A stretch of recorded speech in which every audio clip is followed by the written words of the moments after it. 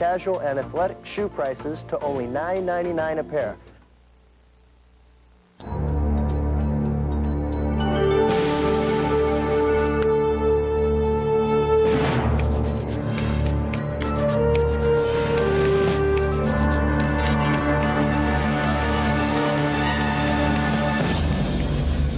You're watching CBS News continuing coverage of Showdown in the Gulf. From CBS News headquarters in New York, here are Harry Smith and Paula Zahn. And good morning, everybody. Welcome to a special edition of CBS This Morning. CBS News coverage of the war in the Gulf continues. I'm Paula Zahn. And I'm Harry Smith, and here are the headlines at this hour. The world awaits an Israeli response to an Iraqi missile attack last night. 2 more American planes are down in the Gulf War. The Allied assault on Iraq continues, and as the war goes on, so do the protests. Israeli fighter jets patrolled Israeli skies this morning after at least 8 Iraqi Scud missiles slammed into the Mediterranean coast. It is not yet known if the Israeli cabinet has ordered them to retaliate for the attack. But there is an unconfirmed report that 8 Israeli jets are already on their way to Iraq. A flight of jets was seen flying over southern Lebanon. The Scud missiles did not carry chemical weapons, but their conventional warheads did damage enough and injured at least 10 people. The United States and other members of the Gulf Alliance are urging Israeli restraint, but the Israelis say they have a right to defend their country. In Saudi Arabia, officials of the alliance now confirm the loss of 2 more U.S. planes. One is an Air Force F-15E, a so-called Strike Eagle with a 2-man crew. The other is a Navy attack jet, also with a 2-man crew, and an A-6 Intruder. Both crews are missing. The first plane lost was a single-seat Navy F-18. Its pilot, Lieutenant Commander Michael Spiker, is officially listed as missing. There is also a report this morning of a first American ground casualties. 2 Marines and a Navy medic are said to have received minor wounds from Iraqi artillery fire near the Kuwait border. We also have the first pictures of Baghdad under bombardment. Tape smuggled out by a British ITN news crew. Shows incoming bombs and rockets and anti-aircraft fire as they lit up the sky on the first night of war. A member of that crew talked about the precision of the Allied attack.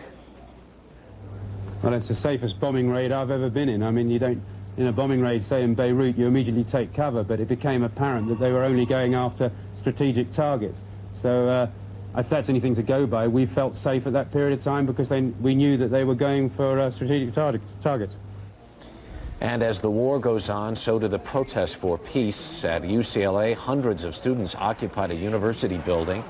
And at Missoula, Montana, demonstrators held up the start of a basketball game that drew an angry response from the crowd. Shouts of USA, USA. Finally, a new CBS News New York Times poll shows overwhelming support for the U.S. military action against Iraq. That's the headlines to this hour. And the question on a lot of people's minds this morning is whether or not Israel will, in fact, retaliate for the Scud missile attack last night. And we're hearing a lot of conflicting reports at this time. So we're going to go to Tel Aviv right now, where Bill McLaughlin is going to join us on the telephone. Bill, the Agence French press is actually citing unnamed political sources in Israel who say that the Israeli leadership has, in fact, decided on a measured response to the attacks last night. There seems to be some confusion whether these cabinet meetings have concluded at all. Help us out with that, if you would. The enlarged cabinet meeting, Paula, is over, and so is the so-called inner cabinet. But there's a very restricted war cabinet going on, just a few people, 6 or less, and they're trying to work it out. They're trying to work it out with Washington. There are a lot of complications. I think what's going to happen is they have to wait and see whether or not Baghdad tries to hit Israel again tonight. The expectation is that it will. If it does, at that moment, AWACS and the spy satellites will be able to pinpoint the location of the mobile missile launchers, give that information to the Israeli Air Force, and I think then the Israeli Air Force will respond, and will respond massively, but selectively at those military targets. There will be, I do not think there will be Israeli retaliation on civilian population centers in Iraq, That's not what Israel wants. It's not what the United States wants. Israel wants to do everything it can to help the U.S. keep its Arab coalition together while at the same time defending itself. But I'm also told that there's another reason why Israel may retaliate. The Israeli population feels a bit down right now. They need a good morale booster. They have to know they have a government that can lead. That's another reason. And no one here liked the attack. Although only 12 were wounded, 4 people died of heart attacks. More than 500 Israelis went to hospitals. They're looking to their government to do something about this Iraqi threat.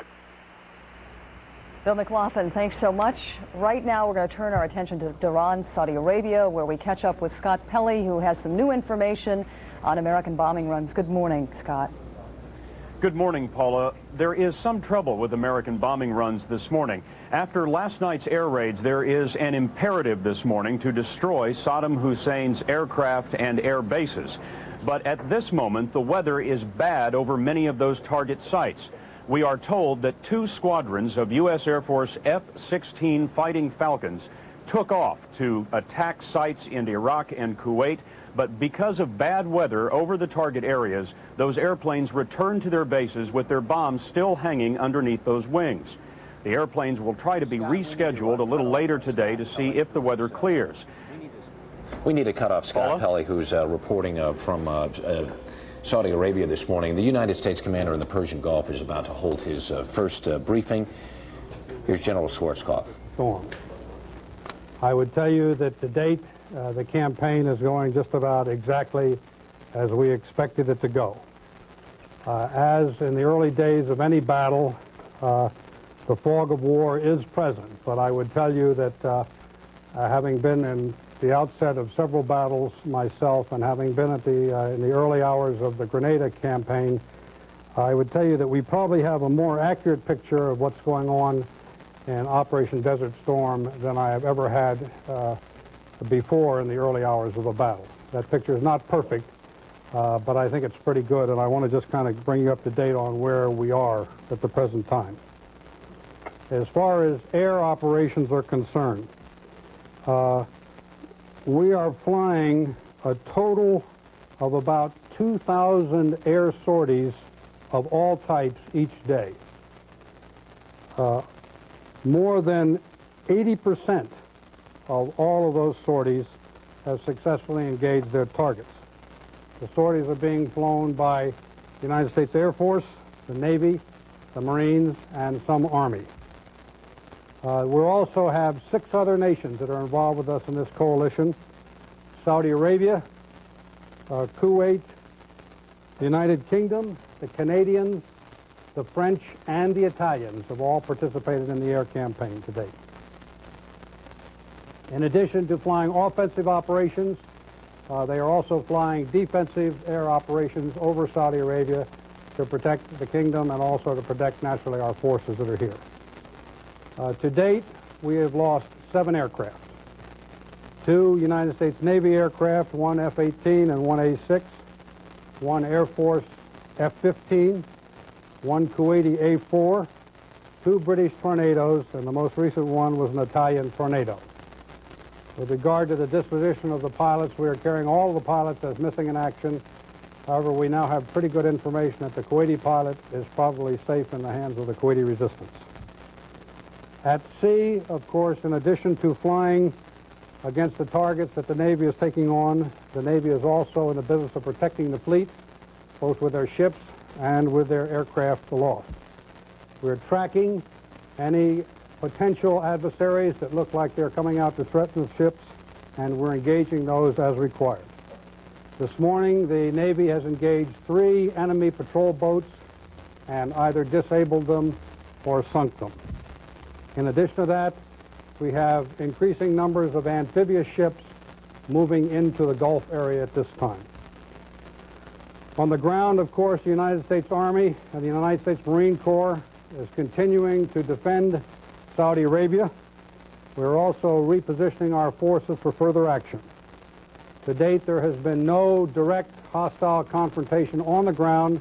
However, yesterday there was a slight artillery duel, artillery on the part of the enemy that was immediately reacted to by our air. and the artillery was silenced. During that duel, we had 2 Marines that were lightly wounded in action. Of course, the significant news today, I'm sure you all know about, but there were 7 Scuds fired early this morning against Israel, and there was 1 Scud missile fired against Dhahran. The 1 Scud missile that was fired against Dhahran was destroyed by a United States Army Patriot missile. Fortunately, the 7 missiles that were fired against Israel, I would characterize as having yielded absolutely insignificant results.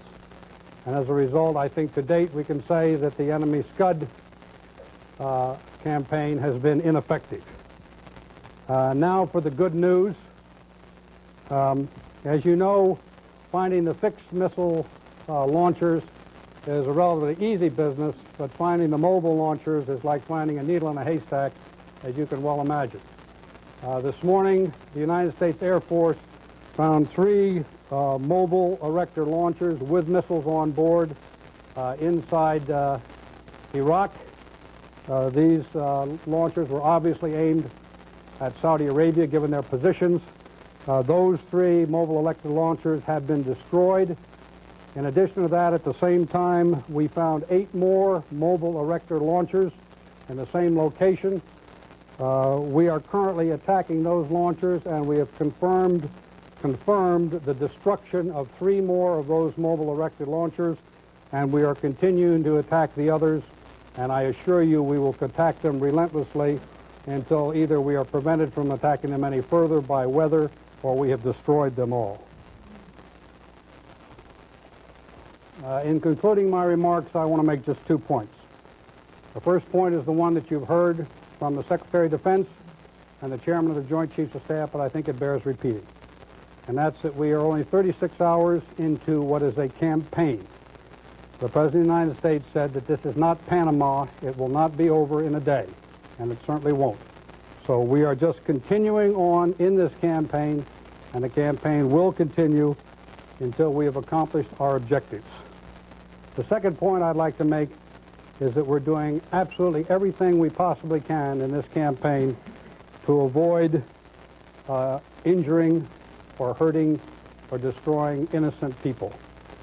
We have said all along that this is not a war against the Iraqi people, and I think very shortly you're going to hear a little bit more about what we're doing to try and avoid hurting innocent people. At this point, I'd like to introduce to you Lieutenant General Chuck Horner. Chuck Horner is the commander of the United States Central Command Air Forces.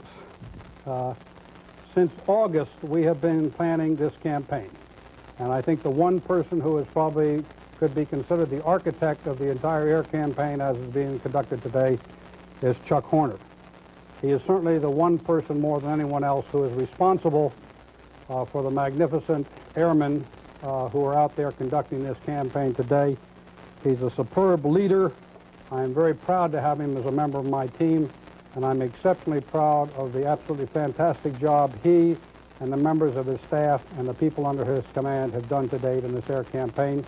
And with that, I'd like to turn my podium over to Chuck Horner for his remarks.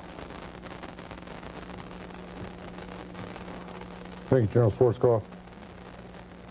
The objectives of the air campaign were set out by General Schwarzkopf in August, and we've worked hard to bring together this very complex and very large campaign plan.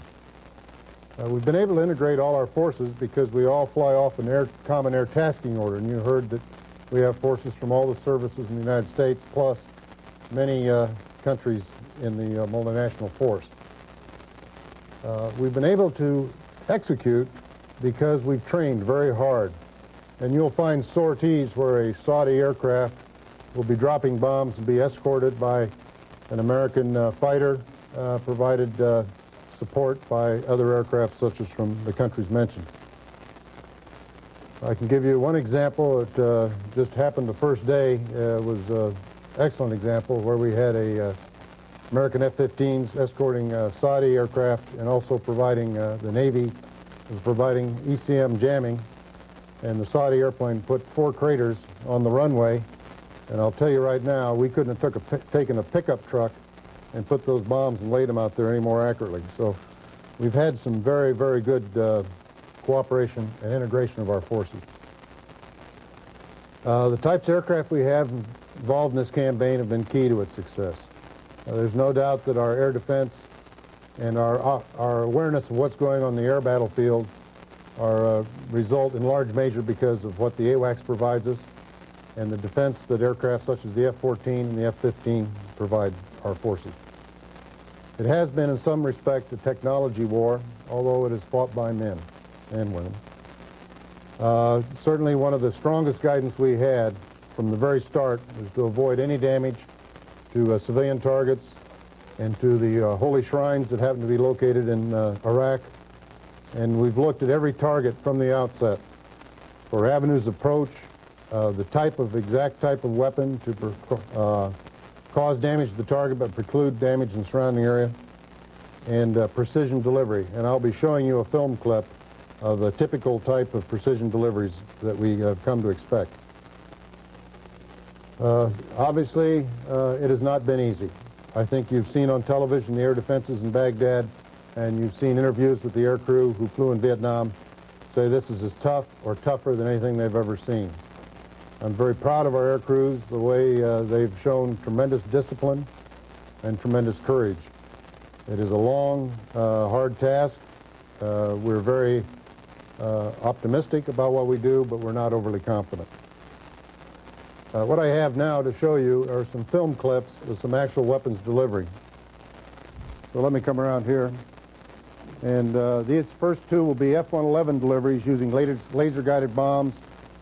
This is a runway at an airfield halfway between Baghdad and Kuwait. The center of the runway is the end point. This is where the laser designator is pointed. This is taken at night with infrared sensors. And there the bomb goes off in the center of the runway. And heat shows up as white. And now you'll see the pilot switch to a higher magnification and as he flies away from the target. This is the smoke plume from the bomb, and there's the crater. The next one is a Scud storage building in Kuwait, and keep your eye on the entrance to the storage. Again, the pilot has released his bombs about 2 miles away. He's banking away from the target, leaving the target area, lasing the target, and you'll see 2 bombs fly into the door of the storage bunker.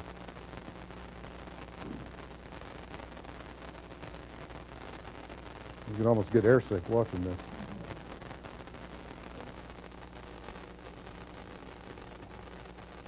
And you'll be able to count each bomb. 1, 2. Those are 2,000-pound bombs. This is the air defense headquarters in the vicinity of Baghdad. These are air shafts that provide best access into this concrete structure. And keep your eye on the front door, the airlock door, as the debris comes out the door from the bomb going in this lead-in air shaft.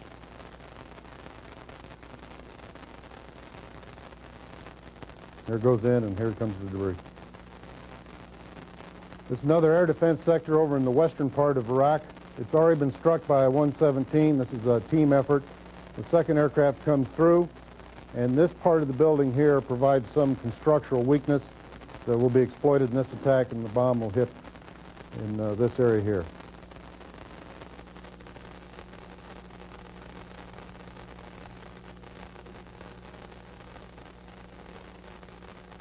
And this is my counterpart's headquarters in Baghdad. This is the headquarters of the Air Force, and keep your eye on all sides of the building as the airplane overflies the building and drops the bomb down through the center of the building.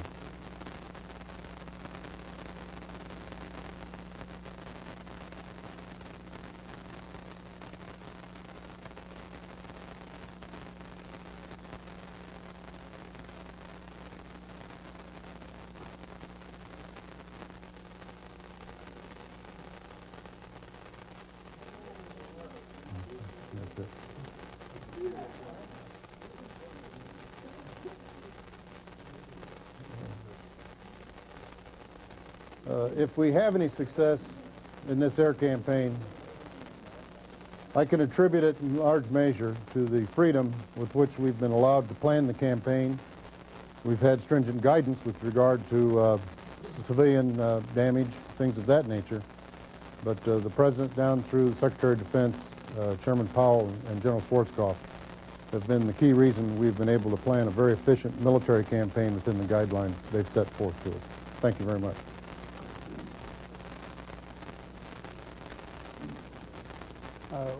We'd be very happy to answer any questions anybody might have. Charlene? Possible entry of Israel into this campaign, and I'll ask you my follow-up so I don't have to waste your time. If indeed Israel does get into this campaign, how will it be coordinated with the Allied forces already in theater? Charlene, I have no information at all about any entry of Israel into the campaign. That's something that's being handled at the governmental level, and I really couldn't answer any questions in that regard. Yeah, back to you, Mike. Washington Post. Sir, does the Iraqi attack on Israel change at all the war aims of the United States in this campaign?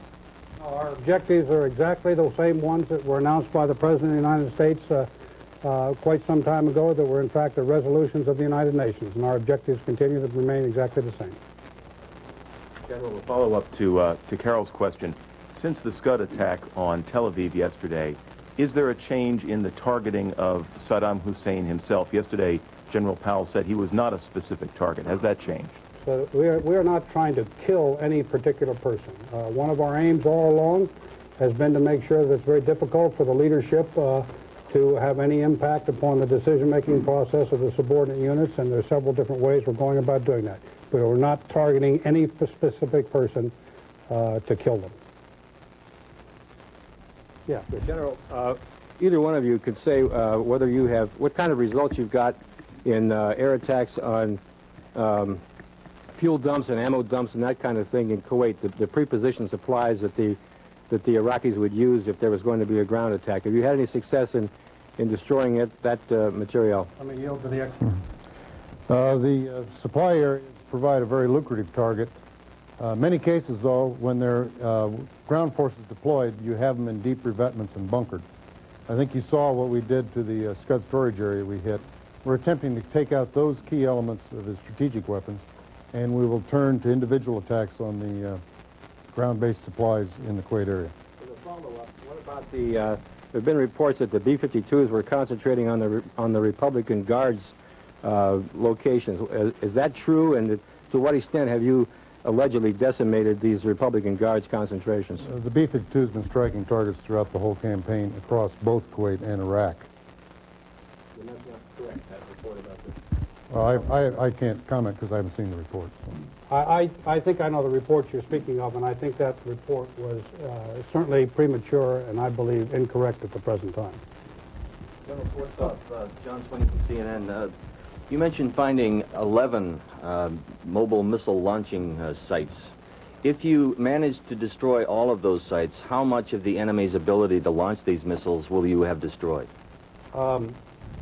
That's a very tough question to answer because the estimates of the number of total number of mobile launchers he has varied very widely, even within the intelligence community. But based upon the most recent numbers that we have, I would tell you that it is a rather considerable percentage of the mobile launchers. I'd like to just leave it at that.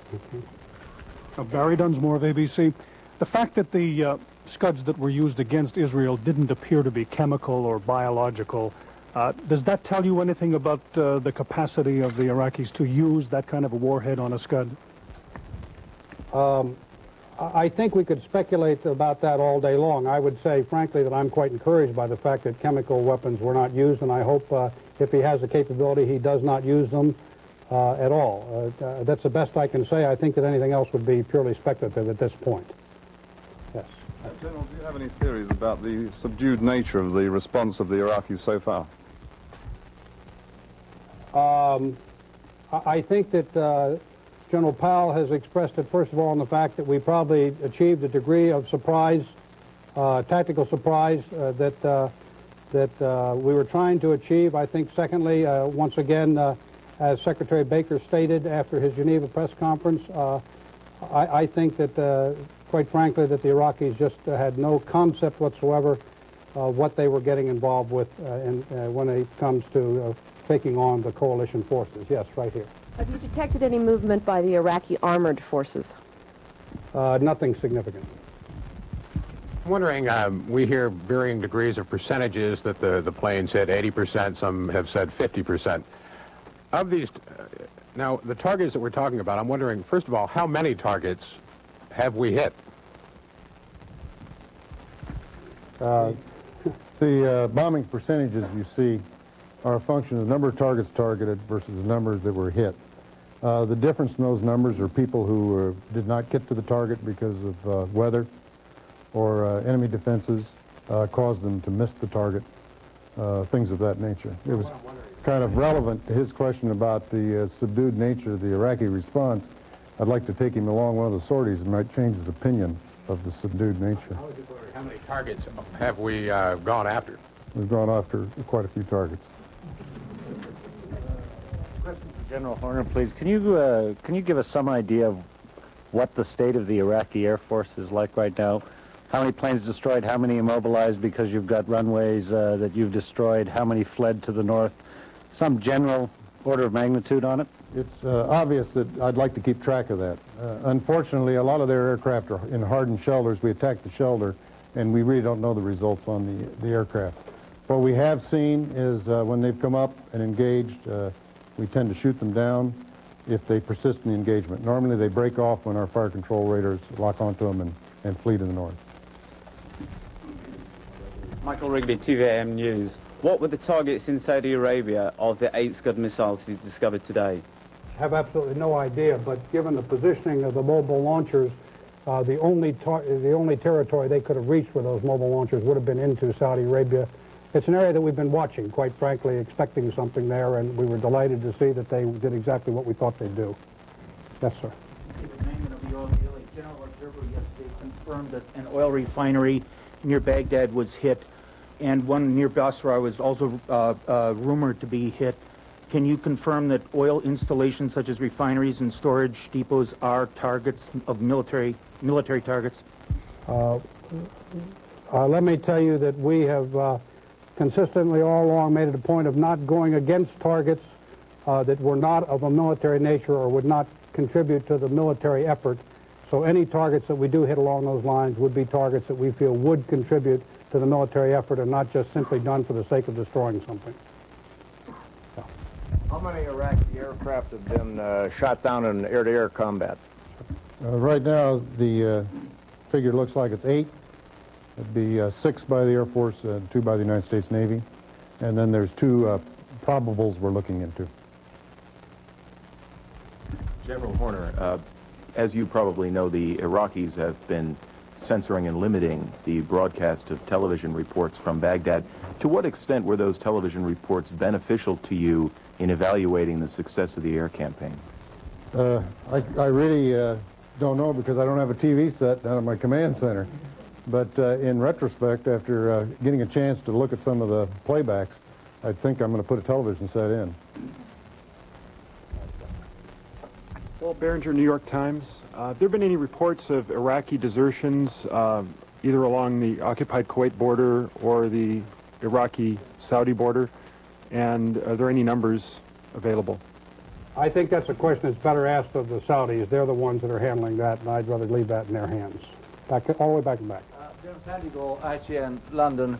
Can I ask one to you and one to your colleague? How far, roughly, are you into your campaign, the aerial bombardment campaign? And secondly, could you tell us how successful the tornadoes, the British tornadoes, have been, and whether the JP-233 has come up to expectations? Which questions for me and which questions for General Horner? General question about how far are you into your overall planned campaign, would you say, without giving us much detail? All right, we're exactly as far as we expected to be 36 hours into the campaign. You want to take the other question? The tornado obviously is very important to the campaign. It's being flown by Saudi Arabia, Britain, and Italy. The reason it's so important because it gives us the capability to penetrate the high, well-defended areas. And you're absolutely right. The 233 has done very well on the airfield attacks. Back over here. Can you tell us if you think now that a ground assault will be necessary to liberate Kuwait? I think it's far too early to speculate on anything in the future. We are going to continue to execute our campaign plan exactly as it's spelled out, and if any unforeseen developments should take place during the process of that campaign, we're completely prepared to react to them. Yes, sir. What percentage of the ships that you had dedicated to the enforcement of the embargo against Iraq have you turned into battleships, battle-oriented ships? We're continuing to have a full-blown maritime interception regime just as we did before. We have the same number of ships and probably a few more now involved in the maritime interception regime, but there hasn't been any significant change. Yes, sir, right here. This is Mohammed from Kuwait Television. I'd like to ask what's your message to the Kuwaiti people inside Kuwait, because this will be seen in Kuwait. I think the message is very clear. It's the message that the President of the United States has stated. It's the message that the United Nations has stated. And it's the message that all of the forces that are involved in this coalition have stated. And that's the campaign has begun to eject Iraq from Kuwait and to restore the legitimate government to Kuwait. Yes, sir. Yes, my name is Ibrahim Abdullah from Riyadh newspaper. As well as you know, we are a peace country. We're looking of time. Do you know how long it take us to get rid of this trouble from the Gulf? That's an impossible question to answer. I would tell you that nobody is more dedicated to getting this over as quickly as possible than the President of the United States, than the people of the United States, and then I, and then all of the other people involved in this thing. So we're going to do it as rapidly as we possibly can, but we're also going to do it in such a way that we try and minimize casualties. We don't want to have to pay a terrible price just to get it over with quickly. Back in the back. Told me that 192 out of the first 1,000 air sorties were flown by Saudis. Can you confirm that, or is that of military? That I can't confirm or deny that number, but that's approximately right. Can you tell us what proportion of your assets you've so far been able to devote to attacking Kuwaiti ground targets as opposed to a mixture of targets in Iraq? And can you give me one technical answer? Are the mobile launchers you're talking about all basic Scuds, or are they the Iraqi developments of the Scud, the Al Hussein, the Al Abbas? Okay, I don't think the first question I'd like to get into. The second question, it's a combination of both. Over here, yes. Can you tell us what the role of the Canadian planes were? The Canadian planes right now, CF-18s, are flying counter air defense and capping both oversea and overland.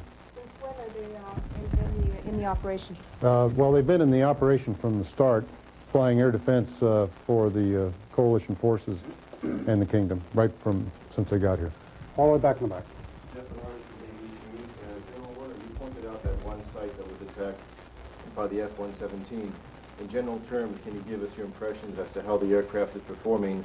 A follow-up question, were all the images we saw taken from F-111s using the laser-guided bombs, or were there different platforms that were involved in the images? The images, the first two were 111s, and the rest were 117. I could tell you the F-117 is doing great. You'd think I was a prejudiced witness. But quite frankly, you see the evidence of what it can do, and is doing day in and day out. Richard. I'm Richard Pyle of AP. General Horner, how many of the aircraft that we have lost have been lost to enemy fire? How many to missiles? And what is the status of the Iraqi anti-aircraft missile defenses now? This was supposedly a high-priority target system. Can you give us something on that? In terms of losses, we don't know, but we suspect one to SAMs and the rest to AAA. With regard to the air defenses, in some areas, they're probably the most difficult air defenses assembled in the world. Other areas, they're not quite that difficult. And obviously, that's going to be a very strenuous campaign, achieving complete control of the air. How much of it have you destroyed so far? Quite a bit. All the way back in the back. Newspaper, Zurich. Once you get on the ground, once you get forward, who is going to do the actual fighting on the Allied side? Is there a special focus on the Arab units to do that? This is a coalition operation, and everybody that's involved in this coalition is planning to take part. It's just as it has been from the very beginning. Yes. General, could you give give us your best estimate of Iraqi casualties, military and civilian, at this point? I have absolutely no idea what the Iraqi casualties are, and I tell you, if I have anything to say about it, we're never going to get into the body count business. That's at best nothing more than rough, wild estimates, and it's ridiculous to do that. And so we couldn't do it even if we wanted to, but right now we have no estimate whatsoever. Back to Matt. How is your cooperation with the French Army, I mean French Air Force? The cooperation with the French Air Force and the French Army is absolutely superb. It is. Yeah. General Powell indicated yesterday that one of your principal objects was the destruction of the Iraqi command and control. Can you give us some estimate as to how far down that line you've gone? I think to date, you know, we have been quite successful. Let me leave it at that.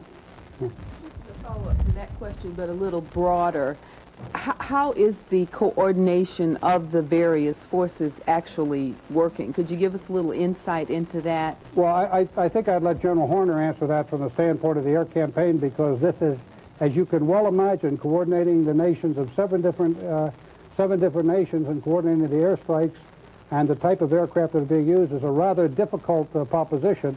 Whether it's effective or not, I will leave to him. It's effective. You can say something. But my question, sir, was exactly how is it being done? I mean, It's it what you seems do. like an enormous effort, and It is an enormous effort. It's, of course, now we have a lot of computers, and you can bring together the tens of thousands of minute details, radio frequencies, altitudes, tanker rendezvous, bomb configurations, who supports who's flying escort, there's just thousands and thousands of details, and we work them together as one group, put them together in what we call a common air tasking order, and it provides a sheet of music that everybody sings the same song off. Yes, sir. We know something of what's happening in Baghdad, but we know very little of what's happening inside Kuwait. Can you give us any picture of what you're attacking and how it's going in Kuwait itself, around Kuwait City? As I said, I think the best answer to that is it's going just about as we expected. We haven't run into anything that we didn't expect. As a matter of fact, the situation is probably a little bit better than what we expected inside Kuwait. Yes, sir. Can you tell me, is it the case that as long as Iraqi troops remain in Kuwait, a ground offensive will be inevitable at some stage, regardless of the success of the air operation? I think there's too many hypotheticals in there to even begin to answer that question. As I say, we have a campaign plan. We're going to follow that campaign plan until we accomplish the objectives set out by the United Nations resolutions and as announced by the President of the United States. That's our last question right here. You got it. With regard to the bombardment of Hafji yesterday, General, have you any information on the type of Iraqi artillery that was used and roughly the force strength? Yeah, the estimate was that it was a multiple rocket launcher, the short-range multiple rocket launcher that we've seen used by many third country forces, and as you know, what it did was just hit one oil storage tank and didn't do any significant damage. I'd just like to close with one last comment that I think is important to remember, and that's that the courage and the professionalism that's been exhibited by all of the people that have been involved in this campaign in the last 36 hours is nothing short of inspirational. I think that we should all be very, very proud. Every country should be very, very proud of the young men that have been up in these aircraft, of the young women that have been up in the aircraft and the way they've done their jobs. And I have every confidence that as they gain more experience, they're just going to do better than the great job they've already done. Thank you very much.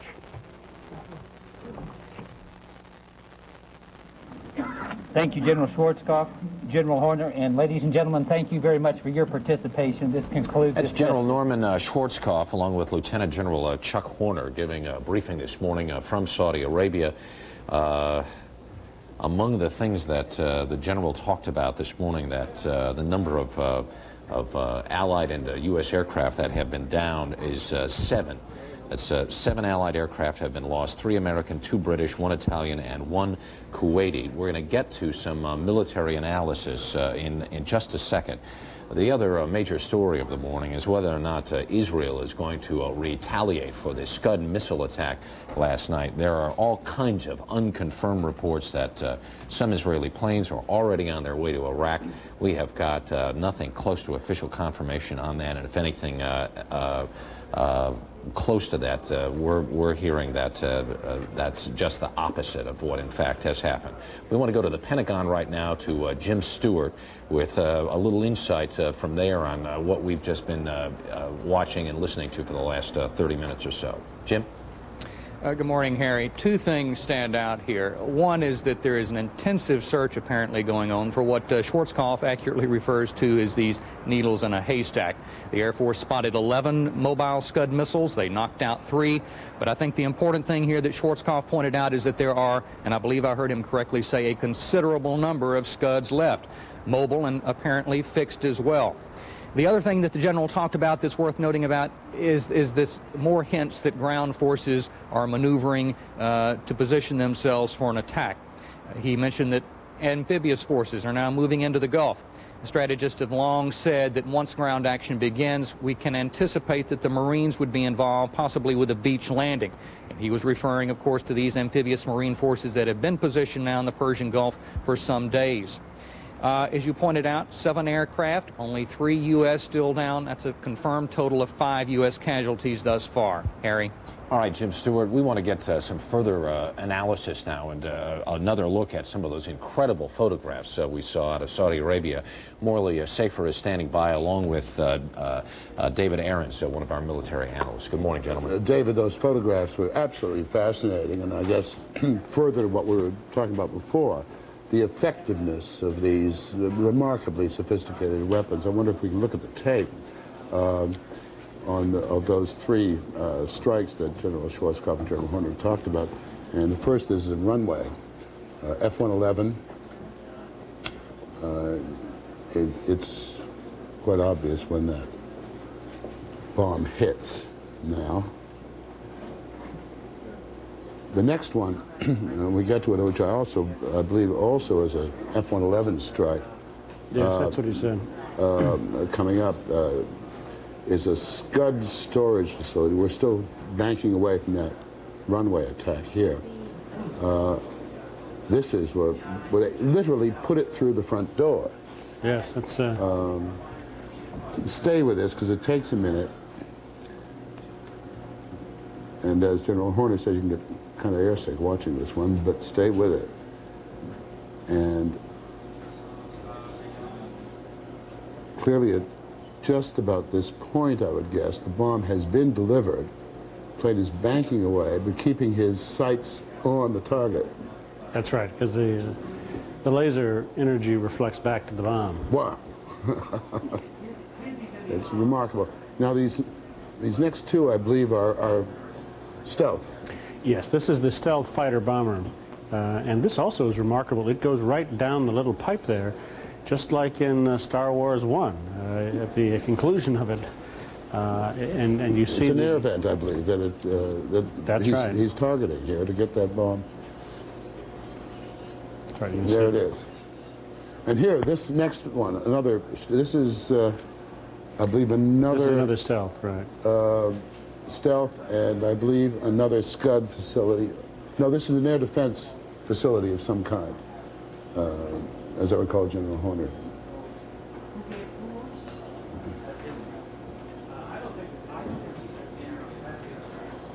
Well, we didn't get the Air Force headquarters, which in a way was the most remarkable. That's right. Of all. They hit that tall, high-rise Air Force building. You know, listening to General, here it is. This is the Air Force headquarters, General Horner's counterpart's office, in effect, in Baghdad, downtown Baghdad. And this really gives us some idea of how specific these weapons can be. He's banking over the building now, and it literally goes down what I assume is the air shaft or the chimney or something. Right through the top of the building, and What's interesting about this is, of course, is that the stealth fighter was so controversial in Panama, but it's certainly proved its worth here. Well, thank you very much, David. Morley? Welcome back to this special edition of CBS. I think, Harry, it's yours. Thank you, Morley. It's a lot of irons in the fire, as it were, this morning. Paula? And right now we're going to go to Washington, where we find Senator Richard Lugar standing by. Sitting next to him, Representative Stephen Solars of New York, Representative Lee Hamilton of Indiana, Richard Lugar of Indiana as well. Good morning to the three of you. Good morning. Senator Lugar, I'm going to start with you first. We seem to be getting all kinds of conflicting reports out of Israel right now as to what the status of the cabinet meetings are. We have one piece of copy suggesting that Israeli Foreign Minister David Levy says Israel has not decided whether to retaliate for the Iraqi missile attack on his country. Can you bring us up to date on that? I can only reflect what I think is common sense, and that is that the Israelis want to make certain that those launchers are taken care of by somebody and that the Scud missile problem dissipates.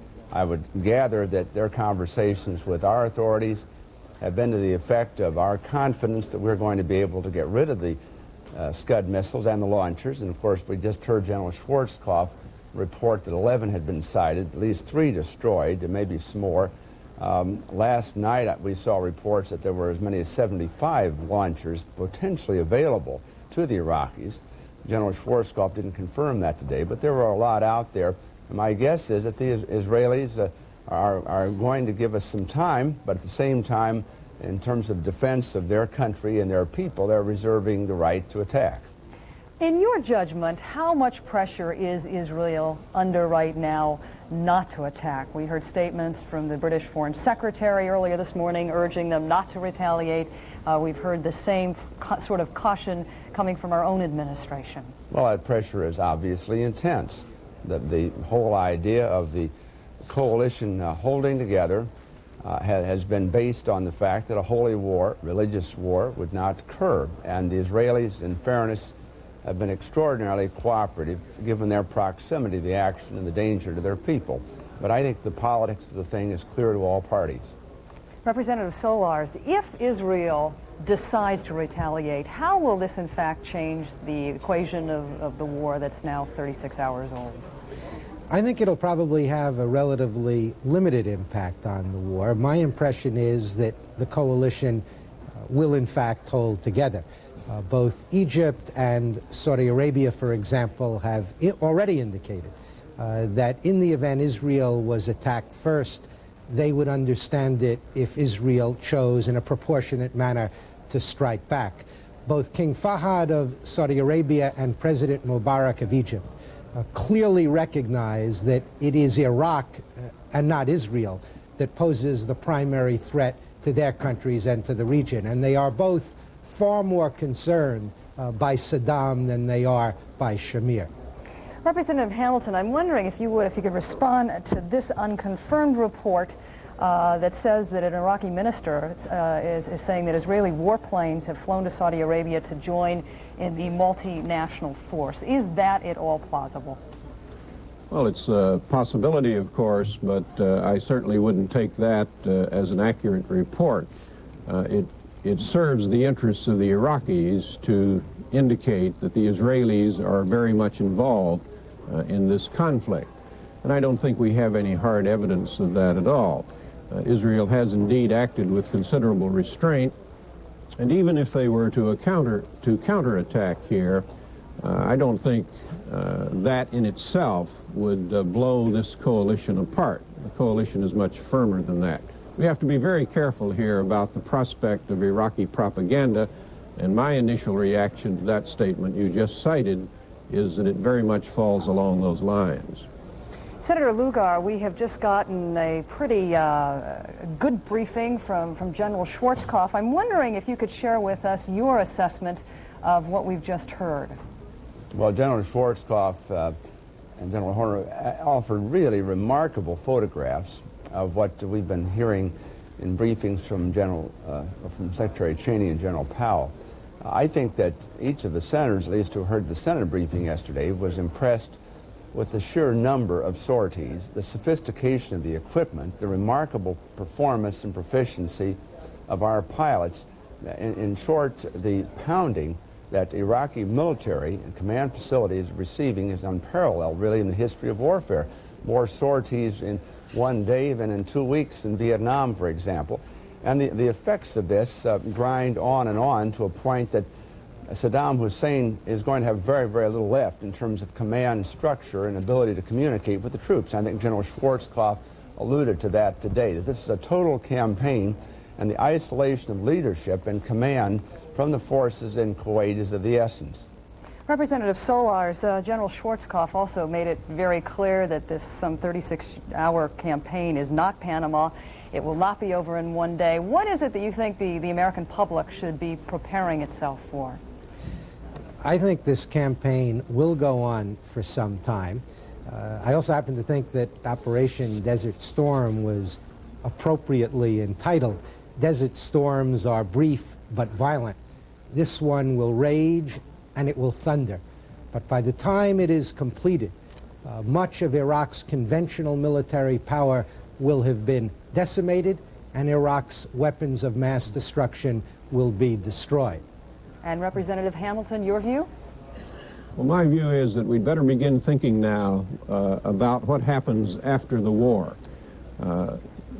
Clearly, winning the war is the most important item on the agenda now. But no matter what happens in this war, we're going to be left with very, very large problems in the Middle East. And how we use our military power now is going to have an impact on the shape of things after the war. We want to be very sure that our military efforts are completely in line with our political objectives. For example, it's not in our interest, I think, to totally destroy Iraq. It is in our interest to have some kind of balance of power in the Gulf after the war. Military power then has to be used for political objectives. And I hope we do not get so caught up in this marvelous performance by the armed services, and they deserve enormous credit for what they've done, that we lose sight of the shape of the years to come. Representative Hamilton and Solars and Senator Lugar, thank you all three for joining us this morning with your insights into this some 37-hour campaign now. CBS special coverage of Operation Desert Storm continues right after this. This is a News Channel 5 special report. America at War. Good morning, everyone. CBS News has given us just a few minutes to update you this morning on the status of the situation of the war in the Persian Gulf. If there are any new developments in the Persian Gulf, we will let you know immediately, so please stay with us this morning. Now, here is the latest. Israel considers striking back after yesterday's Iraqi missile attack. We'll have a live report on the worries this is creating in Washington. Also, 2 more U.S. jets have gone down in the conflict. That makes 3 U.S. aircraft lost. Both jets that went down today have 2 crew members and no word yet on their fate. And the Pentagon has identified the pilot of the plane lost yesterday. Navy Lieutenant Commander Michael Spiker is listed as missing in action. Also, the Pentagon releases reconnaissance video showing the dramatic results of the Allied forces' airstrike in Baghdad, Iraq. And among the details just released, the commander of the U.S. forces in the Gulf says 8 Iraqi fighter planes have been down and that 2 Marines were slightly injured when the Iraqis engaged Allied forces in a ground battle, a battle that was ended by a U.S. airstrike. The U.S. also claims to have sunk or disabled 3 Iraqi patrol boats in a naval conflict. We'll look at how the national headlines are affecting the soldiers from Fort Campbell and National Guard members from our area. We'll also meet a family that may be risking lives of 5 people later on today. We'll bring you that story, and we'll also give you the latest war developments throughout this newscast this morning. It has been a day and a half since the U.S. and its allies went to war with Iraq, and Israel may soon be escalating the battle. Tel Aviv and the surrounding area were hit with Iraqi Scud missiles yesterday. Remarkably, though, injuries were minor and no one was killed. The Israeli cabinet is considering retaliation against Iraq. Now, many U.S. leaders fear Israel's entry into the conflict might break up the alliance of nations opposing Iraq. Now, Washington is watching the latest developments in the Middle East very carefully. News Channel 5's Washington correspondent Carolyn Gorman joins us now from Washington with a live report. Carolyn? Roy, the possible entry of Israel into the war could change the whole complexion of this conflict. And this morning, Washington is hoping that Israel will resist the urge to retaliate. President Bush monitored the breaking events in the Middle East behind closed doors as the White House made no public comments on events that could split the international coalition against Saddam Hussein. As U.S. bombers struggle to take out Iraqi-launched Scud missiles, the Israeli ambassador to the U.S. told reporters that the attack was no surprise and that Israel will consider its options. That, of course, Israel reserves the right to respond in any way it would deem fit, without going at the present time into particulars what the decision of the Israeli government in that respect will be. The U.S. is urging Israel to stay out of the war to preserve the fragile anti-Iraq coalition. Obviously, the Israelis have had a tradition of when hit, they hit back and hit back double. And if they do that in this case, then it could very well break up much of our Arab allies. The big fear in Washington today is that tonight Iraq will send in more Scuds and that this time Israel will come under chemical attack.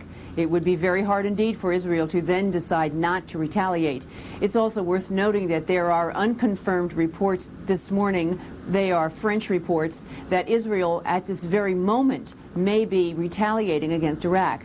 The French reports indicate that perhaps 8 Israeli jets are on their way to Baghdad even as we speak. Of course, we will keep you updated on this as it happens, and we will give you any details as we get them. Roy? All right, Carolyn, thank you so much for that report. News Channel 5's Carolyn Gorman reporting live from the nation's capital in Washington. Now, Israel was not the only target for Iraqi Scud missiles yesterday. This is a missile being fired on U.S. forces in Dhahran, Saudi Arabia, the first missile attack behind Allied lines. And American surface-to-air missiles intercepted that Scud missile and blew it up before it hit its target. Now, that missile attack is a big concern to Tennessee National Guard members. Adjutant General Carl Wallace says there is a good possibility that our troops are in that area. He said Dhahran is crucial to one Tennessee unit's mission, but he wouldn't say which unit. But Wallace did say that some missions of the Tennessee National Guard members are working. Members of the Knoxville unit are refueling fighter planes that are bombing Iraq and Kuwait. Opportunity to really let them out and fly them. And the equipment held, the equipment did well, the equipment performed well, and they were probably having a good time. A Memphis unit is doing the ground preparations on fighter jets, and the deployment is still going on. Yesterday, a Nashville unit left for Saudi Arabia, and a unit from Smyrna was put on alert. Tennessee Senator Jim Sasser says Fort Campbell troops may already be inside Iraq and Kuwait. He says members of an elite task force from Fort Campbell are probably engaging in special missions behind enemy lines. But Sasser says his information comes from knowledge of how the group operates and not Defense Department intelligence. And while the soldiers from Fort Campbell risk their lives in the Gulf, Army officials are worried about safety on the fort. Fort Campbell has been under tight security measures since the war began. Many of the entrances have been closed, and there are bomb-sniffing dogs at some of the other entrances to Fort Campbell. There will be times when we will be checking ID cards, and that's quite obvious. We'll be checking ID cards at gates. And other times we'll be using the dogs, and other times we'll be doing vehicle checks. Part of security is not to set a pattern. As an added precaution, new fences were installed around some areas of the base that used to be unprotected. Now, News Channel 5 is making some program changes today so we can continue to bring you the latest news on the war in the Gulf. For the time being, our midday report will move to 11 a.m. It will be followed by The Young and the Restless at 11:30. Then Talk of the Town will be seen at 12:30. We will interrupt network programming at any time if there are any important local developments related to Operation Desert Storm. Now, to check on today's weather forecast, let's take a look at that with Joe Case, who joins us now, who's going to tell us about today's weather. And it's a little chilly out there this morning. A little bit chilly out there this morning, 32 degrees here in Nashville right now. Our forecast for the rest of this day, partly cloudy skies around the area. Our high temperature is going to be about 53, low temperature tonight, 38 degrees. It is a chilly day today. It is starting out that way. A little frost on the windshield, too, so do drive in carefully. I also saw some ground fog on the way in this morning. Did you? Yeah. I would imagine that's going to affect the traffic this morning. We don't have time to check in with Traffic Jim this morning because of the Gulf situation, but I would imagine that's going to affect us somewhat. Well, the ground fog would probably be out in the low-lying areas like you saw this morning in those normal areas around the river basins and so forth and around the lakes and stuff, so do be careful about that. The frost again this morning with, it was last hour, it got down to 30 degrees. The hour before that, 29. So we've got plenty of frost to go around for everybody out there this morning, too. So take some extra time to do some scraping out there. You may have to get out a little early and clean off your windshields this morning. And remember to drive carefully. Keep your headlights on because of that ground fog in some of the low-lying areas. And remember to stay tuned to News Channel 5 all morning long for the latest on the Gulf situation. We'll keep you up to date all day today. So stay with us. Thanks for joining us this morning. We'll give you back now to CBS. Bye-bye.